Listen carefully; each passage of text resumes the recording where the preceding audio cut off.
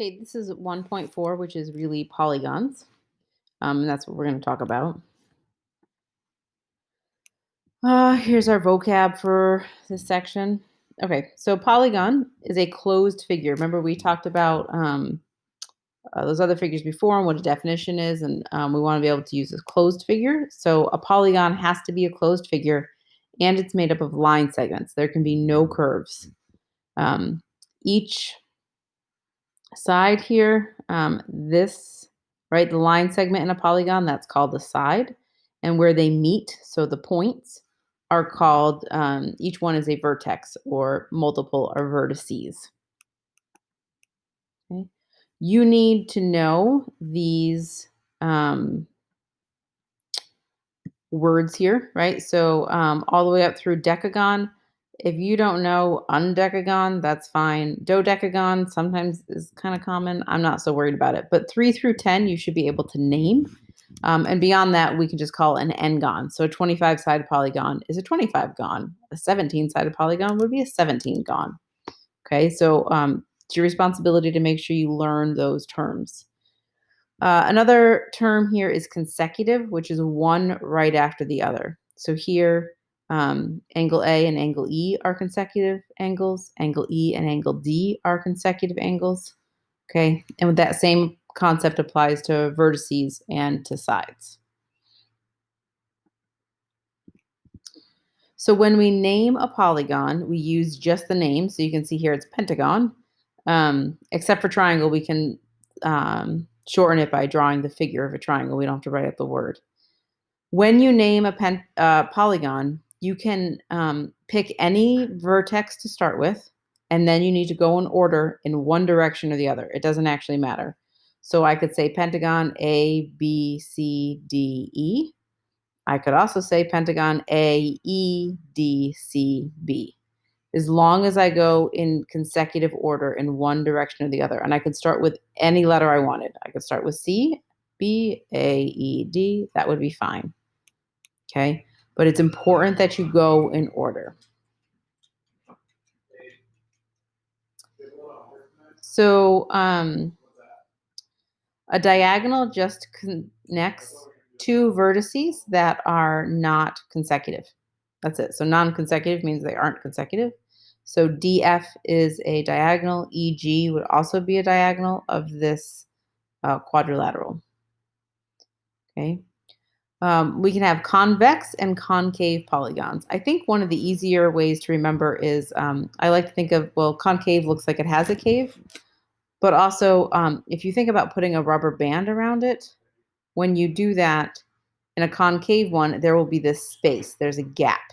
Whereas if I put a rubber band around one of these convex ones, it would fill in. There would be no gaps at all.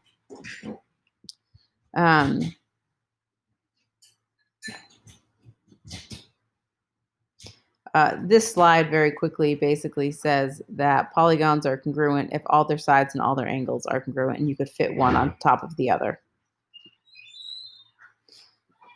So here we have where you do a congruent statement. So these two polygons are congruent, and you can tell that because they have corresponding parts that are the same. So angle C and angle S, those are congruent corresponding parts. So they're the pieces that kind of fit together. That's what makes them corresponding. So when we name them or write them like this is called a congruent statement. And when we do this, the order really matters. So by writing it this way, this says line segment CA is congruent to line segment SI because they're in the same place. So CA is the first line segment that's kind of present in this polygon, and SI is the first line segment that's present in this one. So those two have to be congruent. So if I didn't have this picture here, but I had this, I could know which sites. I know that CA is congruent to SI. I know that AM is congruent to IT. I know that MP is congruent to TE.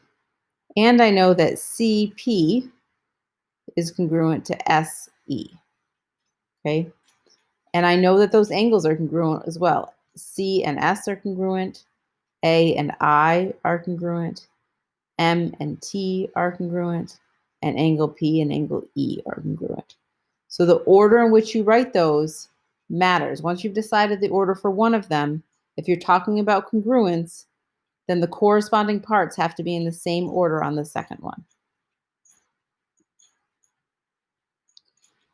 So take a moment to think about this and make sure when you write your answer that your order of your letters goes in the right direction. I mean, in the right order.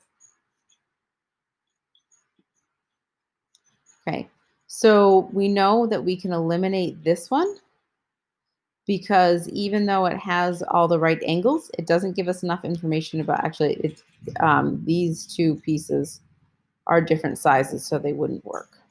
Okay, we can also eliminate this one because this one has all the right congruent marks for the sides, but it doesn't for the angles. It has this one, but we don't know about these, and we can't make those assumptions, so we can't say they're congruent. So the two congruent polygons are this one and this one. And here, it actually, you can go one way or the other. So I could start here, we're starting with A, and because this has reflectional symmetry, then I can go N, M, L, Q, P, or I could have gone N, P, Q, L, M. Perimeter, I'm sure that most of you are aware at this point, is just the sum of all the sides. Okay. An equilateral polygon is a polygon, there we go, that has all equal sides. Okay, so every side in the polygon is the same as the other ones. Which brings us to equiangular. That's how we say that, equiangular, which means all the angles are the same. And then lastly, we have a regular polygon. And a regular polygon is a geometric term. It doesn't mean just a normal or average one. It means that the polygon has all equal sides and all equal angles.